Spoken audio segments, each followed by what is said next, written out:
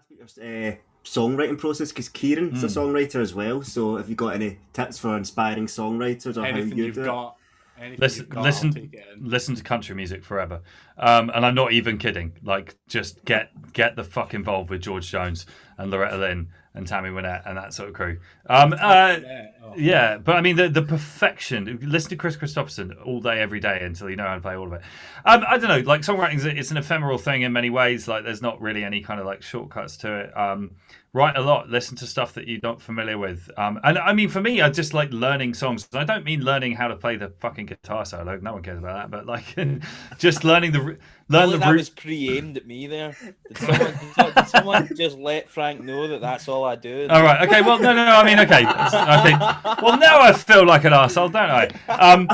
No, but seriously, like the I learn how to. I figure out the root chords and changes on. If I hear a song that I like, even like on the radio, there's a part of my mind that's just like parsing what the chord changes are, and you sit down with a guitar and to figure it out, and I find that really useful because it just gives you. It's like looking under the hood.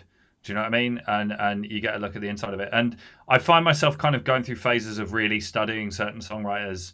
I went through a phase of figuring out every ABBA song, for example. And by the way, ABBA are the single fucking greatest pop songwriters who've ever existed. And if you disagree with that statement, you have no idea what you're talking about. Down there, look at him shaking his head. He does not agree. I'm just not going to speak. Well, let's put it this way. Their first single, Waterloo, starts with a root chord and then goes to the major second. It's just like it's against the rules of traditional songwriting, and yet it's fucking genius. It changes key about 4 times in the first verse and pre-chorus. It's a fucking staggering piece of work.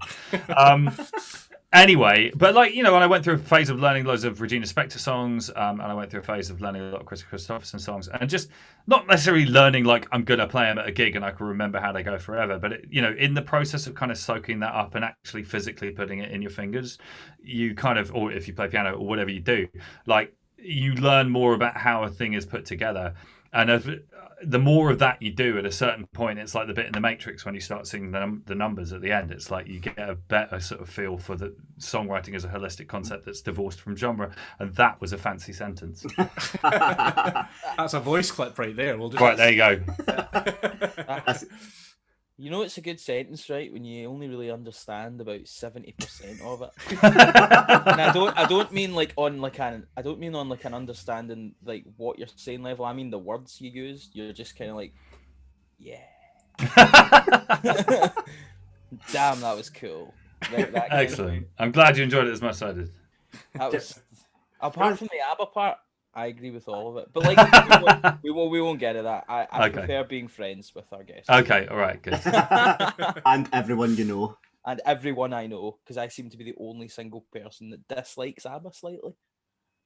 The only single person, or the only single person? No, the only single person. Right. My girlfriend. You see what I mean? Because otherwise, I was going to say maybe there's a connection here. Maybe you started like an ABBA. Do wonders for your love life. Oh, you may be onto something here. I feel like this is now just a life coaching session. I've now just got ideas of Frank just sitting there watching Mamma Mia over and over again. Oh, you see now I hate Mamma Mia, but I really don't get along with musicals generally. It's just like there's drama and then there's songs and like they're different things, and like it boils my piss when you're watching a film and somebody asks someone a question and they go well and start like doing backflips and shit. It's just like that's not how life is in my experience. Maybe I live a boring life, I don't know, but it's not for me. All about the realism.